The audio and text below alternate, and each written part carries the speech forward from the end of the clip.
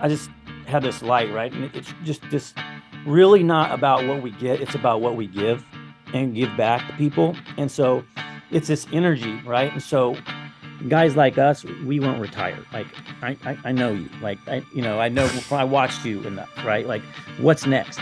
I was waiting on a heart transplant. It came in and it said, you got a call. You got the call. We found a heart match for you. I've been waiting for 3 years for this heart. Body over business. But Body over business. And that's what I tell myself. I mean, business is my hobby. Business is what I do for fun. I don't do anything else.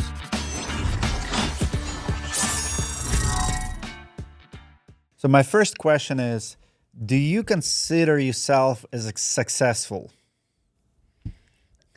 Absolutely. When did you first realize that you made it? Like, I made it, I'm successful, nothing to worry about. Well, successful financially or successful in life? Whatever you like, this is your Yeah, definition. I want to kind of hear yeah, your yeah, story, your journey. Like, when did you realize, like, hey, I made yeah, it? Like, I'm successful now. yeah. You know, going so Shamrock grew as I was having heart failures.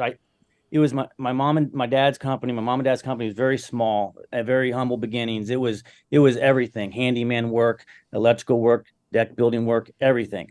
I mean, and it was a side business because he's an electrical engineer by trade, and Mm. so um, I grew up working hard work with him. And um, long story short, I came back and he passed away. I took it over in adversity, Shamrock, and and I built it up from there. Right, I was stuck at 3 million, 5 million. Then I got this heart failure. I got a sinus infection from working a hotel that burned down. I was doing the takeoff, and I breathed in this stuff. Who knows? I got a sinus infection, but my heart went bad in 45 days. It was acute heart failure.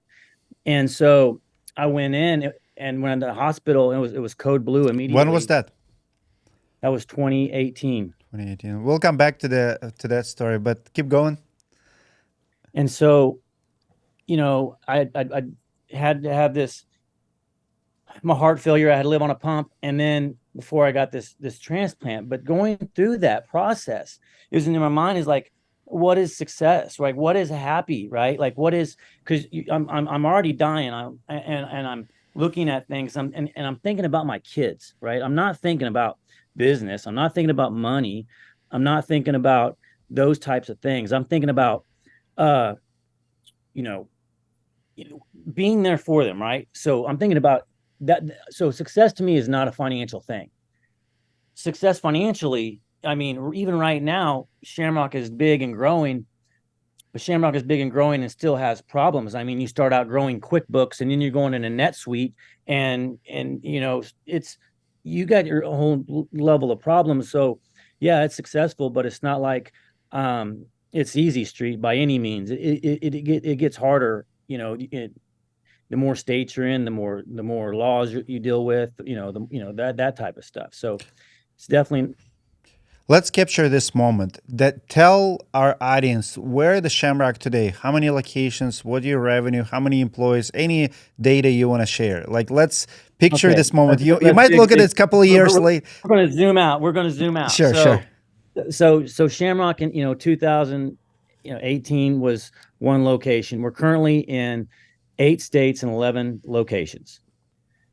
135 project managers, just under 50 employees, counting our crews, another 200 to 300, crews, foremen and crews. You mentioned that your dad was doing everything. How do you go from doing everything to 11 locations doing one thing? Was that the strategy? Was that the decision? What led to this Oh my huge growth? gosh. Yeah. So after growing up doing that with my dad, that's hard work. I didn't want to do that. Right. I went to school but I was still better. I went, at sales, at software development, finance background. And then my dad got sick. Well, You back that up. I sold the software to the Department of Defense contractor, right? It was not, that sounds like a success. That's not a success. That's like me beating out a bunt. Like I just barely made a single, like, and enough to pay everybody back and, start over. Right. At that time, I'm like, what do I want to do? I just did this software thing and that was 10 years of slow growth. Right. Well, I'm like, I don't want to go back to that. I can go do roofing. I got all my family's friends. They all do roofing, but I didn't want a handout. I literally answered a Craigslist ad on a roofing. And then it was this firm out of Texas. I didn't know they had a set here in Kansas City. I didn't know anything about any of this stuff. They handed me some cards and they said, go knock some doors. And I'm like, what is this? And so that's when I learned the kind of the insurance game. Like I didn't know any idea, but I'm like, okay, I'm open minded. I'm going to see what this is about. I learned the insurance side of roofing at that point, and I learned that the retail business, the truck and chuck and a truck type outfit that basically my dad was. That's brutal. The insurance money doing roofs, it's night and day. You go to the supply yards and the guys with the nice trucks, what they're doing storm restoration work. Mm-hmm. The guys with the beat up trucks, they're the ones doing side retail. stuff. So that's your business model. So it started that way. Yes, and so and I mean, just living in Kansas City, we get storms, overlap in the Midwest over the NOAA maps, and we have Hale Alley where we're all at, and so storms naturally happen every year, and so throughout this area, and we always hit somewhere. But we do storm, but we also do retail. We offer finance. We even do roof rejuvenation. What do you use for rejuvenation? Ugly roof. We got our juice downstairs, which is waiting on our trailer. So excited to get that in the mix. Do you do a lot of repairs? We do a lot. Yes, we do repairs. We used to have a minimum on it, a 2,500 minimum, just because we were getting called out so many different ways. But then now at this point where we're at, we have so many people, repairmen, that we do repairs. Love it. What's your darkest moment since 2018? Was besides your heart failure? Okay. Like as far as business goes, like you start a business, you start growing. I'm pretty sure you have a lot of growing pains. So here's one. So after I had a heart transplant, I had to have a valve replacement. But right after that, I was going through a financial situation with the bank. I'm growing so fast. I'm outgrowing my bank lines. Dealing with that when I'm just split open, can barely move, that was really, really dark. So dealing with the financial growth of it, running the business is fine. Like, but when you're so personally invested, you make different decisions, more passionate decisions because you're so close to it. And then, cash flowing with the way the insurance pays. I mean, you're financing that growth. How do you explain to the outsider who don't know roofing business, roofing industry, how do you explain big business failures? We have Excel Roofing folded like 2 years ago, company in the Midwest. I think they were doing like $25 million. Like for the outsider, they probably read the story and only see greed, only see, some fault to it, like foul play, right?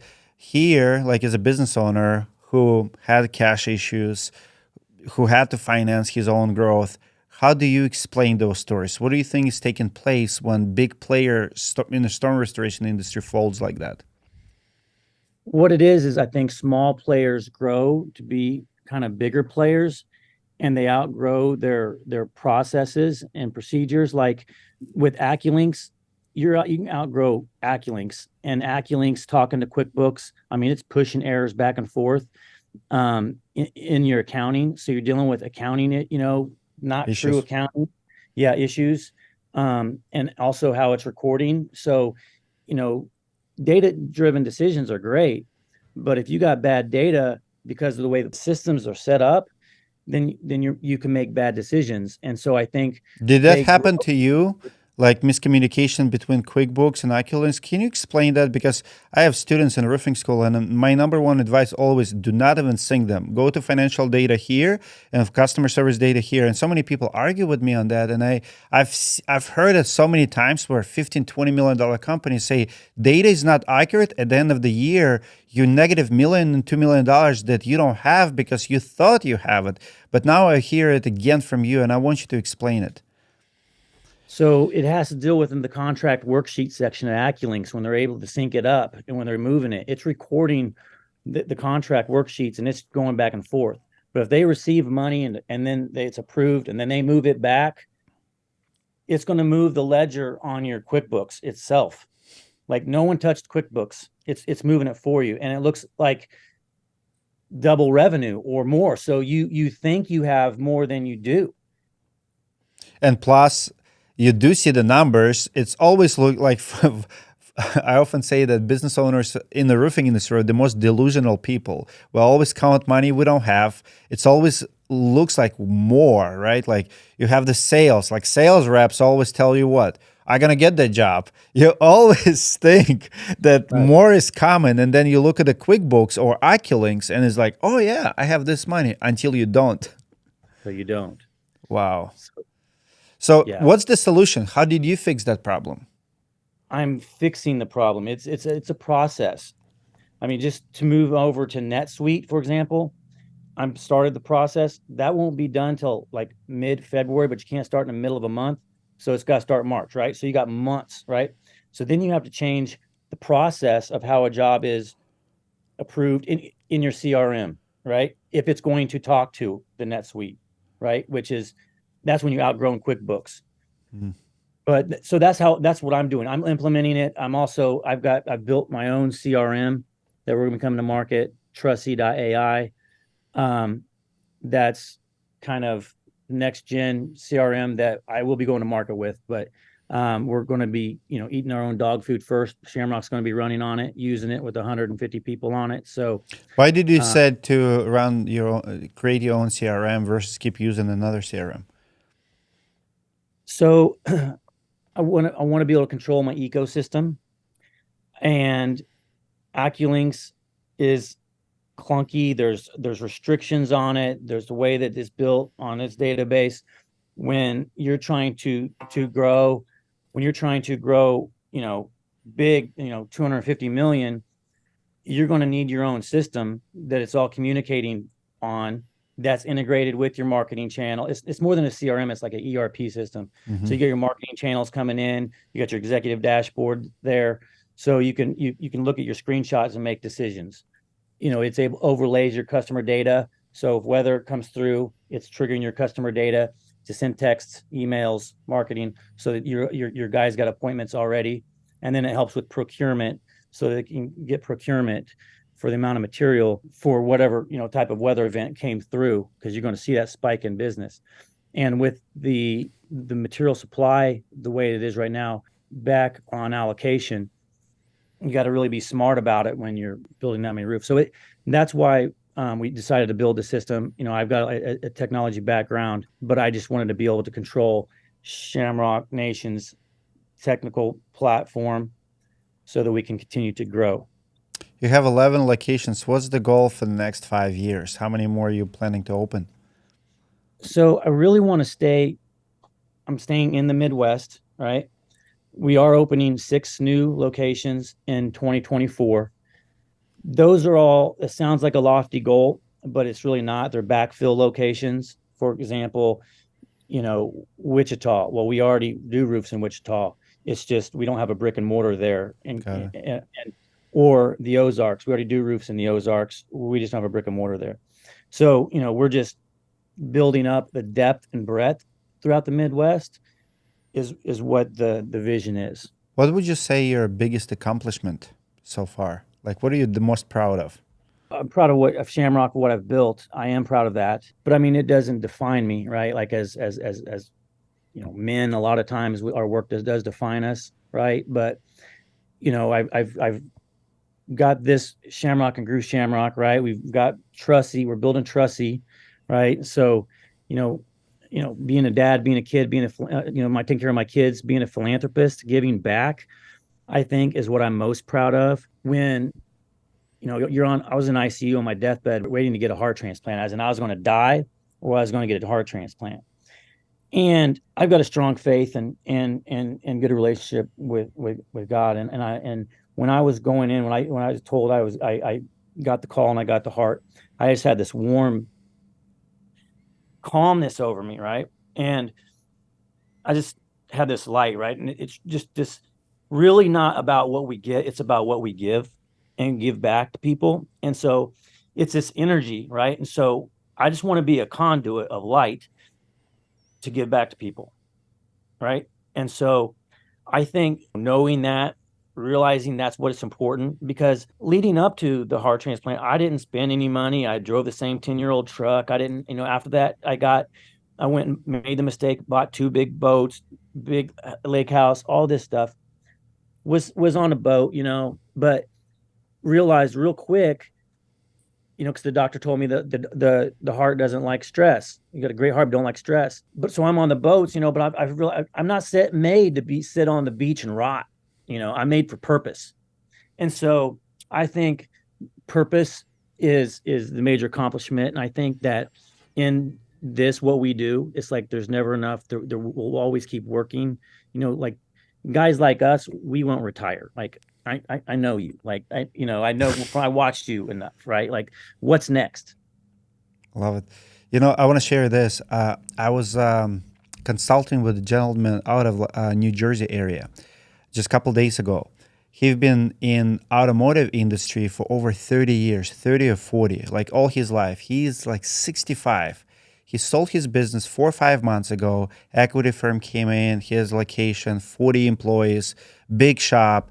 He said, I sold it because the offer was so good. I don't know if I'll ever have that offer, what economy is going to do, whatever. It's hard to find employees.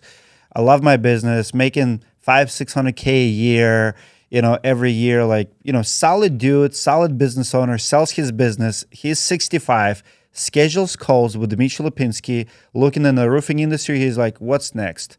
I'm not going to do that anymore. I'm not building that business, but I can't retire. I go around, like, I can't be on the beach. The guy's in his 60s. I'm listening, like, for the most people, that's a dream life, right? And I'm listening to him. I'm like, my dad is that age. I'm like, I'm with you, man. I think we'd die way faster when we retire. And I could relate so much. I came home, is like, babe, talk to this guy today. Like, that's going to be me in 20 years. That's so true. Like, Absolutely. yeah. But I want to hear a little bit more about your heart problems. What do you think led to it? Was it the stress? Was it just medical conditions? Like, Yeah. So that was a sinus infection from working that fire claim, and that led to it, is what the doctor said, in pathology. But and then that happened in 45 days. It was acute, heart failure. well, And so I was lucky on that. And then, but I was the first one in Kansas City. I've always helped leading research, and to have this HeartMate 3 in my chest, where they were able to open me up and cut the apex of my heart off, sew this pump on that had a cord to hang out. And I had lived on batteries, and I had these batteries in my football girdles, and I wore them because otherwise you have to wear this bag. And I wanted to have some swagger, so I got these underarm girdles so I can put some jeans on, so I can still be out in the field. And wow, and this is so crazy.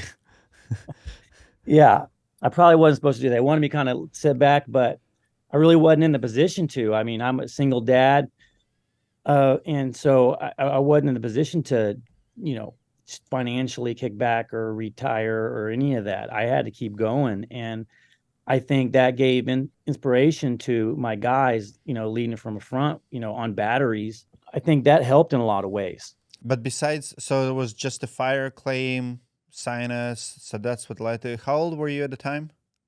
40 years old. 40. That's my age right now. Yeah. I can't. I mean, you know what's the difference between major surgery and minor surgery? What's that?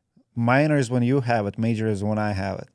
Right. Like if it hurts, if I don't care what it is, like no, like any surgery on me is freaking major, but I cannot imagine like heart. I remember I have ACL replacement in 2016, 17. I was on the crashes for like 8 months. Man, I would come to the job site, like try to, it's actually humbled me so much because I still have company going. We flipped 11 homes that winter and I'm on the Wow. crutches. Like Yeah. I still cannot touch my butt with my heel. I don't have flexibility. That's how I discovered CrossFit. So for Uh, 3, 4 months, I was so messed up. If I squat, it was like so off balance, and my lower back threw off. My left side of the body is completely was messed up, and started looking for kettlebells exercises to improve my back strength. I was so weak. For 9 months, I could not run. 3 months on crutches. It yeah. humbles you. And I was like actually touring it playing soccer, like competitive soccer. My team won. Like it was a adult league, like Russians, Spanish, Romanians. Like so I have a Russian team. We play like against like Moldovians, Romanians, Colombians, Brazilians. So and we won. Like my team actually won. And it was like one game left. And I pop it like anyway, it was brutal, but I'm like, I'll never play soccer again. I'll never play basketball again. I don't believe in contact sport because like CrossFit actually not dangerous at all because you control your movements like kettlebells. Like you have to be dumb to get hurt with a kettlebell. People Yeah. think it's dangerous. It's not. Soccer is dangerous because you do not control the movement. You make one Right. step, one touch, and ACL or whatever goes out. It's intense. Yeah. Soccer. I mean, Yeah. boxing is a little bit contact sport. I'll do that one Absolutely. time. Yeah. Biggest business mistakes.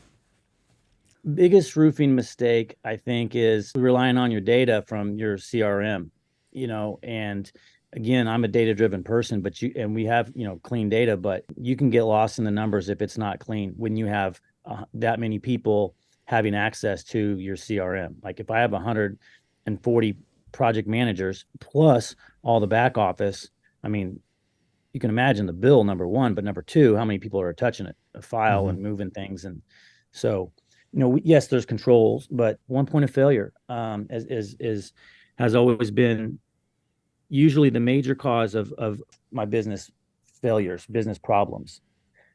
If you got production and you got one point of failure, you got to make sure that there's someone else that can fill multiple roles. We train everyone here to replace themselves so that they can move on to the next role. I see. In sports, we say that you're only as strong as your biggest weakness. That's kind of the same thing. I often see roofers making a statement like, "Oh, I don't like accounting," or "I don't like marketing." Well, if you don't like it, that's your weakness. Would you Right. agree that that's what's going to bring you down one point a day? Absolutely. It will bring you down. If you don't have your county, if you don't have a right capital stack to be able to support your growth, then that's going to be a major issue. It it's and it's tough for roofers to even understand what's capital stack, how do you outgrow a bank, how do why would I need this line of credit, what do I want to do here, where am I going to best spend the money, and especially either storm or just roofing because it's seasonal. There's a lot, banks are so we're in a liquidity crunch right now. They're being very strict about lending. So I would say roofers need to be cognizant of having plenty of operational cash flow to keep, You have 11 locations. What would you say best roofing size per location or per company? Like the most comfortable. Some people say it's 5, 7 million. I thought it for years. Some say it's 15. Some say it's 3. What did you find the best roofing business size? Location or entire operation?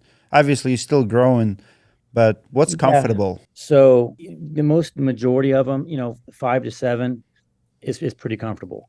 But when you're at 5 to 7, you're still trying to grow and push through 5 to 7, you know, and then you start, getting past cash accounting into accrual accounting, and that's difficult, right? Especially when you're cash accounting, it makes sense, right?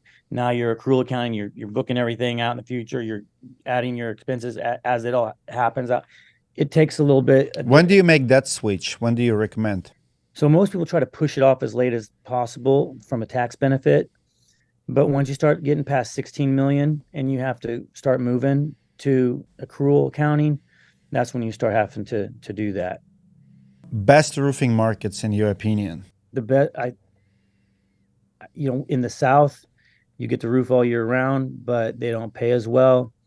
Texas is a broken market. What Um, made you say that? Why is it the broken market? they don't require any licenses, or anybody can be a roofer, so I try to focus on more separate yourself, either do luxury roofs or do something so that, there's a higher Less barrier of competition. entry. Yes.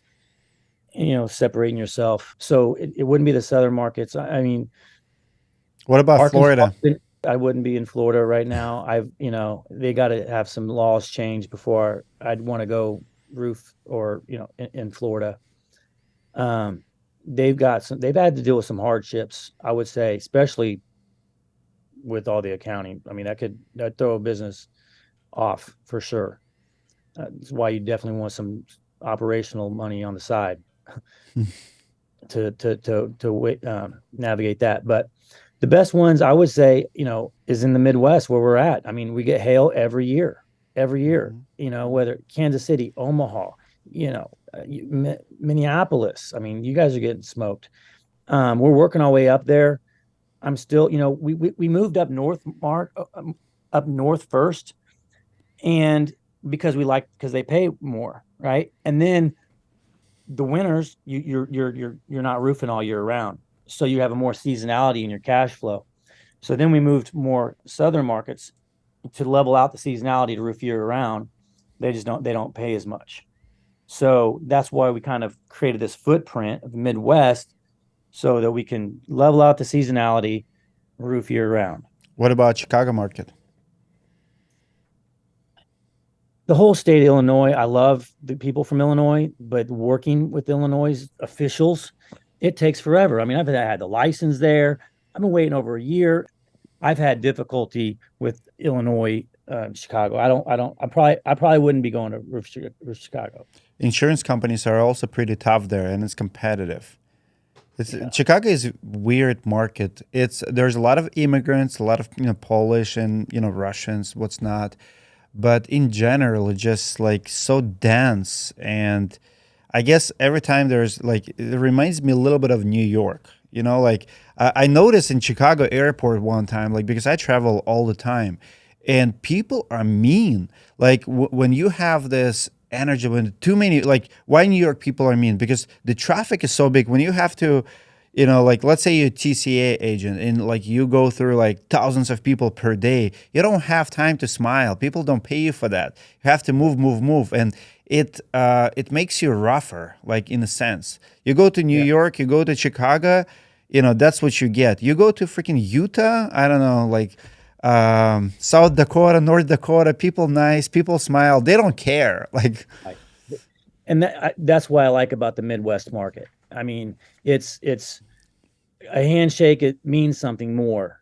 It but seems it's still like. big enough. The buying power is there. People, Yeah. it's good income. It's not Alabama. People still Right. nice. I mean, Minneapolis is 5 million people, so there's Yeah. plenty of roofs to go around. Infrastructure is great. We don't have traffic. You don't have like Chicago traffic in Minneapolis. Right. Right. I love it. I agree with you. I'm right there with you.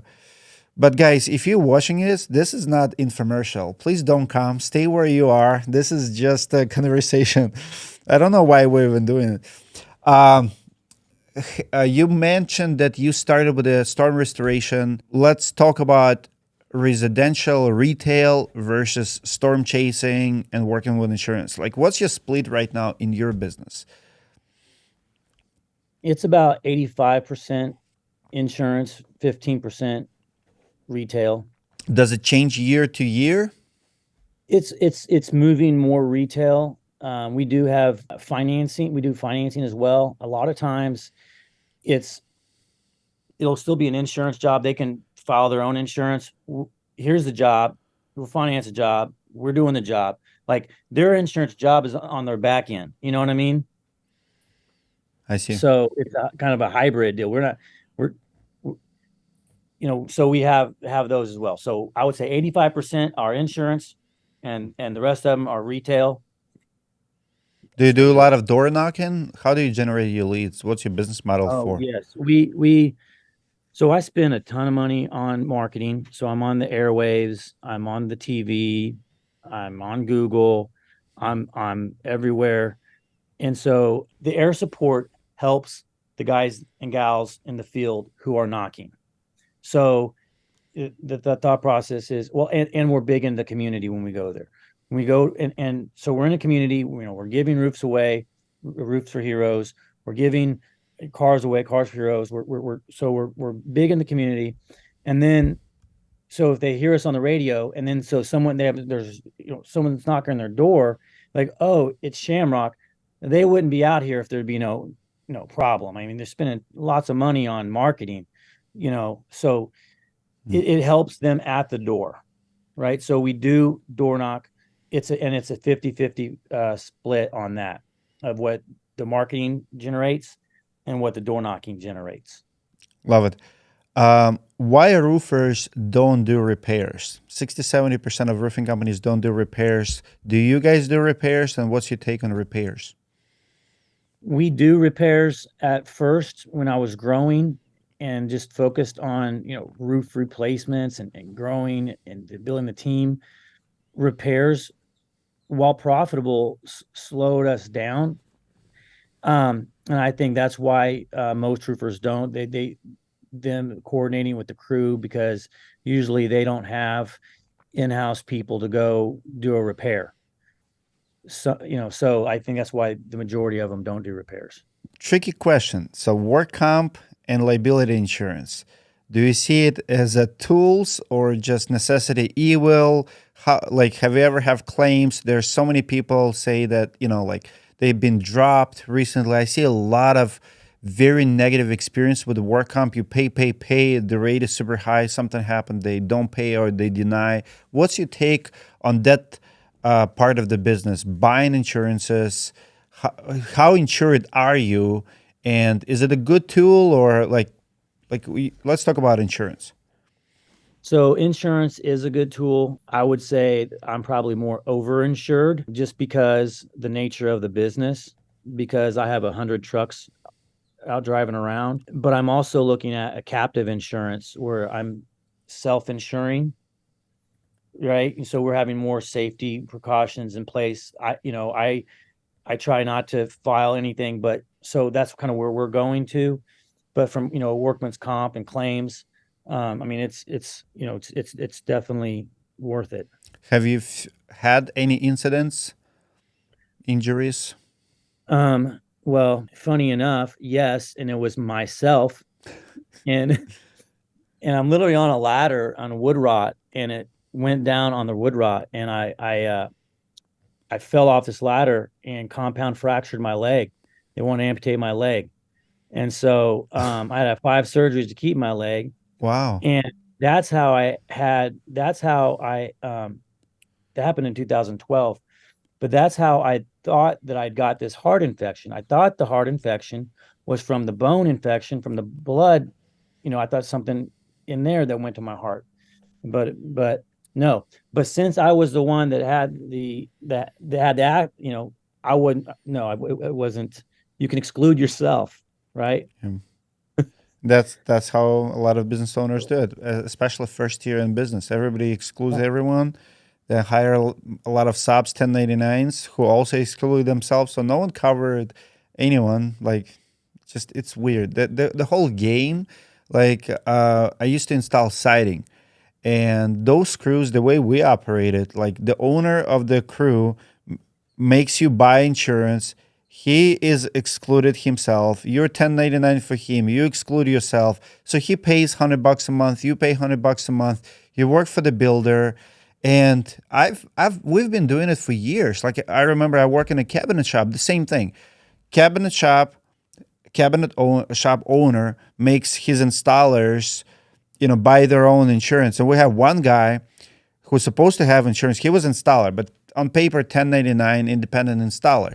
Everybody excludes everyone, but that guy in particular actually canceled his insurance. It was like $70 a month, and we work in like a couple $1 million house, and the guy cuts off his finger on the table, so on the job site, And Oh, insurance companies will always find a deeper pocket. So they go to cabinet owner, then they go to the builder. And I think in that case, the installer got a settlement. He was so proud of it. He got $15,000 Honda Accord. He paid for Honda Accord with insurance settlement. Cost his finger. And he was oh. happy with it. I mean, what's a finger worth, right? Like there's like an actuary. It's crazy. But I remember this like now, like I'm a business owner today. I'm like, how was that legal? Like, how Right. did that business owner got away with all of that? Wild West. It was in Atlanta. Just crazy stuff. Uh, Uh, Next question is this. Uh, can you have your roofers tied down? Like as a business owner, I covered a story in the roofing news last week.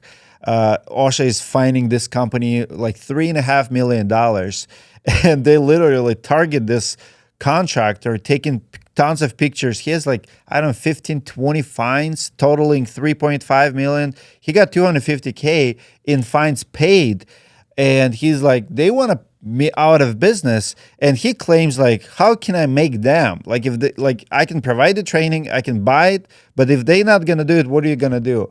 What do you do when your employees or crews don't tie down? well, then you don't pay them. I mean, then you don't, well, you pay them their job, but you don't re-engage them. I mean, it's hard. It's very, very hard.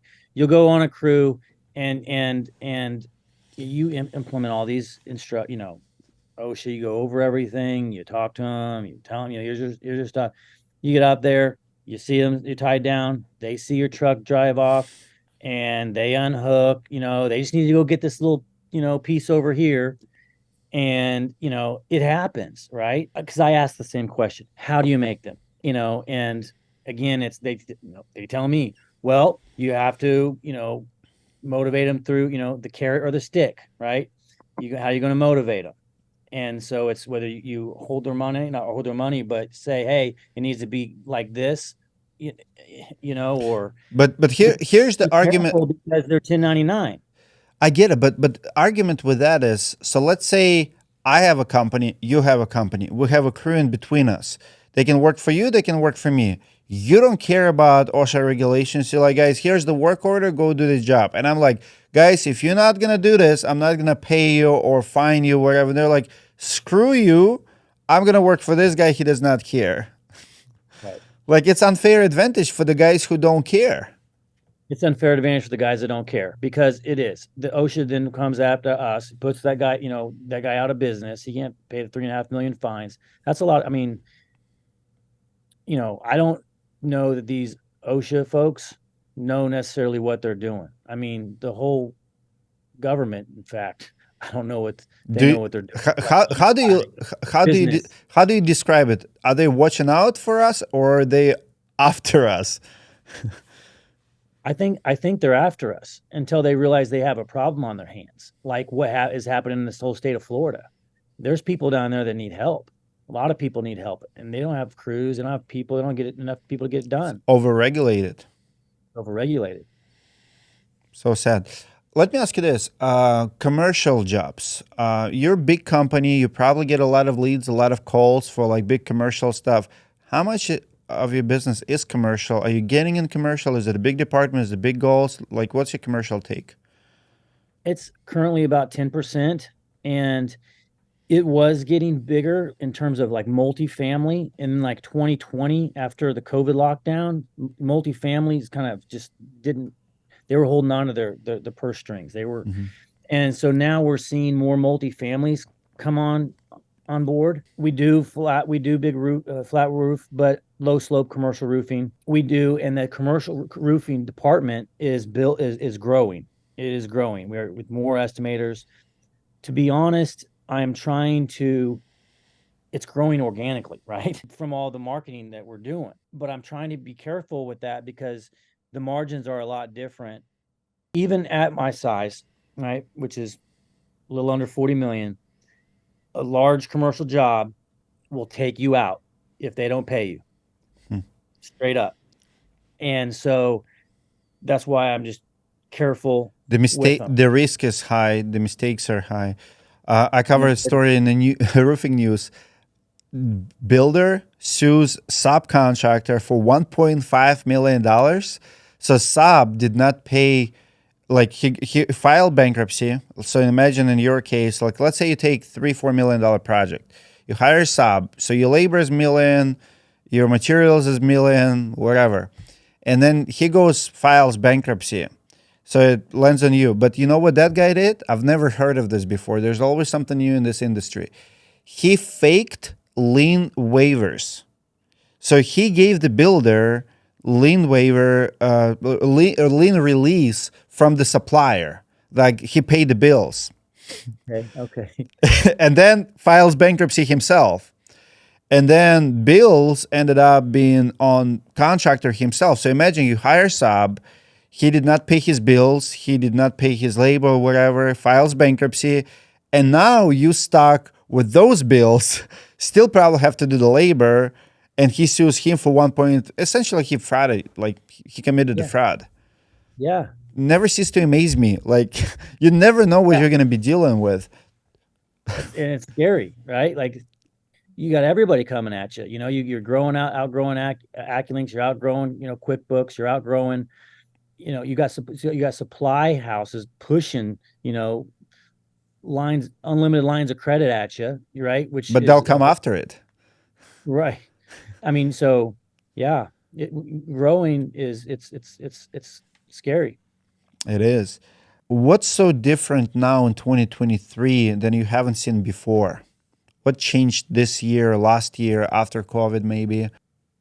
You're seeing insurance, you're seeing deductibles go up, you're seeing different policies, you're seeing 15-year, you're actually seeing insurance carriers want to care about the property before they insure it, whereas they used to insure it without even looking at it, and then there's damage or whatever, and they're like they didn't want to insure it, right? Um so I think that's a couple things. That's one, going to increase more business, because if insurance companies now want to make sure your roof's 15 years old, or newer, or they won't insure you, that's going to force a lot of these older roofs to get re-roofed, right? But then on the other hand, the insurance companies are getting stricter on approving roofs. Is it easier or harder to get into business now? I would say there's a lot more information out there now. So I would say from that point, it'd be easier. But with that, there's a lot more competition now. So if you're new and you're starting out, you can definitely do it. You got to be lean, nimble, quick, and mean. But, yes, you can. And there's a lot more information out there now, which is a lot more helpful. But the insurance, the way they work and pay out a claim these days, that has been way more difficult. So you need to know what you're doing. If you would start a roofing company, brand new roofing company, let's say you lose it all, you move to another state, whatever, like it just you, new market, you don't know anyone. Step 1, 2, 3, what would you do? I go into a new market, I'd open an office. I would, get your Google local right away. You start marketing that, you start building that up, you start networking yourself. You meet with your suppliers, you'd get your account set up, and you'd start looking for your crews, right? Like your subcontractors right away. And you get and Who's your starting first out, hire? yeah, first hire is going to be something to duplicate myself. Somebody like an admin right out the gate, so that I can free me up and help answer the phone calls, help my calendar. Next hire would be probably sales, project manager. And that way, since I've got since I've got an admin, I can help with the production, coordinate the production for that project manager, make sure the jobs go smoothly and the client's taken care of. And I think, just so then you got your one project manager and your admin, and then add on your project managers from there. Love it. You know what's so cool about this country, and not only like this country in a whole is there's so many opportunities. There's so many little niches. There's business. You can build business around absolutely anything. Like I don't know, like if I want my kids to go to college, I think I do, so they have a base and they learn how to learn. But once you learn how to learn, nobody can take it away from you. Like the whole thing, like about entrepreneurship. Once you learn something, I'm not afraid to lose it all because I know I can go and rebuild it tomorrow, and it'll be like way faster and way easier. Because people don't realize in this country what buying power of your customer really means. Like for those who complain that, oh, it's competitive or insurance don't pay, like listen, go to any other country, go to China, go to Russia, go to like Eastern Europe, and try to have someone write you a check for $10,000. Like honestly, like I remember when I started roofing company, I would drive home and I have 6, 7 checks in my pocket, like totaling, I don't know, 100K. I'm like, babe, why people are trusting me? Like you can sell yourself on a promise that you're gonna do something, and people like, okay. Dan Young told me the other day that he hired a garage company door and they filed bankruptcy. He wrote them $10,000 check, and he's like, I have to deal with that now. So he was giving me a compliment on directory.com. He's like, that's why we need your service, because that's the real problem. Like we have a buying power, but it's easy to lose that in the sense. But then, okay, you lose 10K. For someone, might be devastating. But overall, like the money is cheap. Like people don't realize it. And if you cannot be successful in this economy, in this country right now, you will never be successful. Would you agree? I would agree. I would agree. We have so much opportunity here, and so much information at our fingertips. It just takes execution. It just takes action. One more question about your heart. You said it was a heart transplant. Guide me through Yeah. that. I'm just curious myself, like that process, like what. So I was in ICU because the pump I'd gotten infected. So I'm in there in the ICU, and I was waiting on the heart transplant.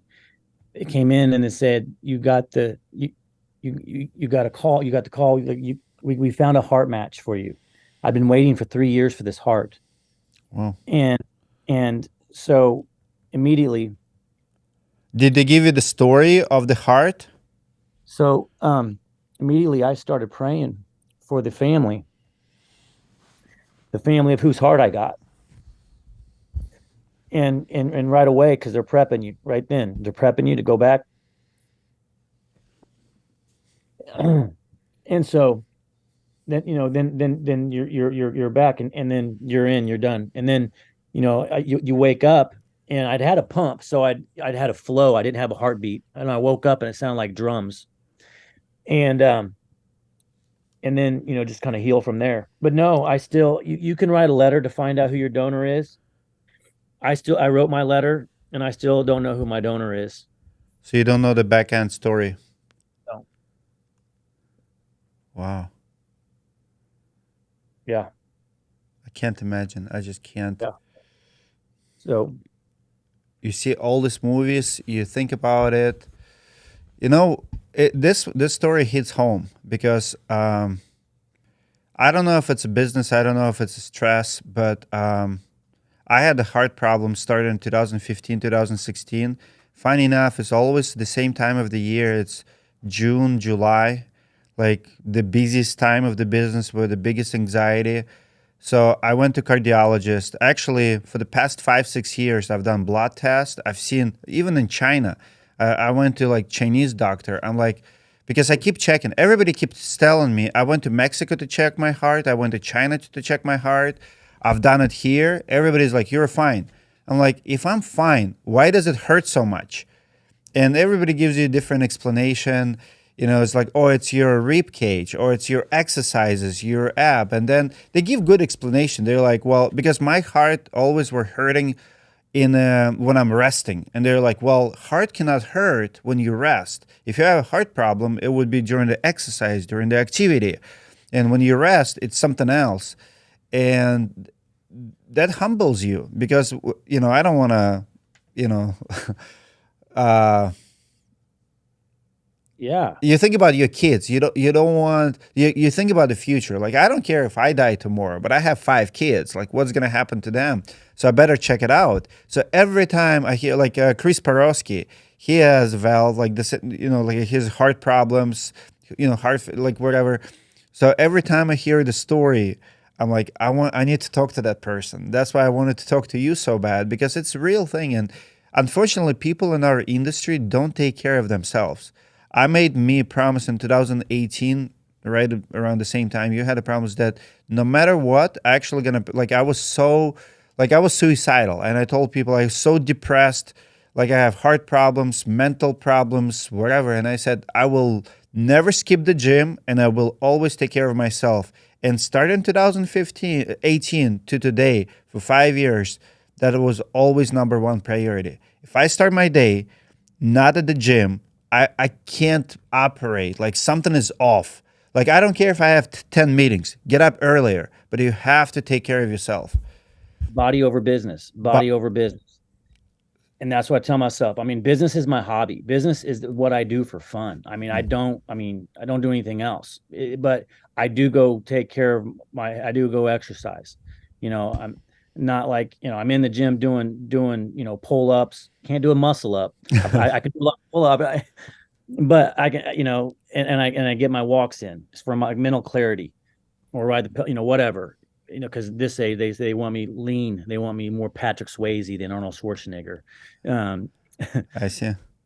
So yeah, you're still like, and do they endorse it? Do they tell you like to do it, or just you wanted to do it? Are you it's prohibited to do anything? yeah. I mean, no, I'm not prohibited. They want me to do what my body will allow me to, but I always push the envelope because I want it to be better. I feel like I can train your mind. Your body. It's because even the pressures of the body, of the heart, before it comes out of and before it goes in, your body's going to adapt to your pressure. So you kind of you got to be cool. You got to be in line, because in your mind's controlling that. And so you got to body over business. You got to take care of your body first. Mind, body, spirit, Body all in over one. business. Yeah. What about the spirit? What about do you read the Bible? Do you go to church? What religion are you? How important is that to body versus business? I mean, this body is just a body that's curing the spiritual body. And yes, I'm a non-denominational Christian, and I do read the Bible, and we even have in Shamrock Nation, a whole, God's favor on Shamrock channel, where in Slack, where we have devotions and we talk about it, so we're all going through problems in life, we're just trying to help everybody through them. I mean, they're just different. The details are different, may not be as extreme as a heart transplant, but Sure. they're going through them. They don't minimize them and so that's why and the financial success is just one measure of the success. The health is the mental health, the wellness of everybody that works together. So if you would, what's your priorities then? So where's health? Where's spiritual? Spiritual's top, So I'm God first. God first, What's second? body, Body. health. Yes, you got to Where's be here, be where's the vessel. family? After body, After body. So body is about family. I actually like it. you got to take care of yourself. You got it so you can be the vessel. And when they train you on the airplanes, put the oxygen mask on yourself first and your kids. You got to take care of yourself. Yep. I always bring that analogy too. 100% agree, because it's so true. Like if you cannot take care of yourself, you're not going to be able to take care of others. And then I think the other thing is then goals and dreams, right? Because my goal, was to take Shamrock. I not in my wild imagination that I had ever think that I would achieve this level where I'm at now, right? And I've already, had the heart transplant. And it's like, now what? Like I'm actually healthy. I made it through the heart transplant. Business is good, it's growing, but it's like, now what? And it became a place like you got to increase your goals. And I'll give you an analogy. Neil Armstrong, the astronaut, landed on the moon. After he won in his entire life, that was his goal to land on the moon, land on the moon. After he landed on the moon, he came into this deep depression, alcoholic, lost the life, not until he recalibrated his dreams and goals did he come out of that. Right. And so then same after I had the heart transplant, the business is like, now what? Right. Now it's recalibrating the goals, and make them a bigger vision. You know, yeah, we're 40, 250. That's kind of where I'm going. So that's the vision anyway. So just keep getting your dreams bigger. I mean, if you're getting close to them, make them bigger. We don't be complacent. Comfort zone's danger zone. Give one advice to someone who just starts his company now, like creating his name, filing LLC, buying his first insurance. I talked to two guys in the last few days. Give them advice. Well, it's all about prospecting. Start getting your clients. Prospect, prospect, prospect. However that is. Yes, internet marketing is crucial. That's going to take some time. Be working on that on the side, but be out in the field. Be belly to belly. Be talking to people, because that's how you're going to get your initial business if you're just starting out. It's two things. It's your marketing and content, content, content, and it's out in the field, belly to belly, talking to folks, and that's what it is. Love it. Action. Love it. Great time, brother. Thank you so much for being generous. Like, we covered a lot. I learned a lot about your story. Heart Yes. story is very touching. Like, I mean, there's so many lessons, business lessons, personal lessons. Thank you so much for sharing. Thank you. Thank you for having me. Let's do it again.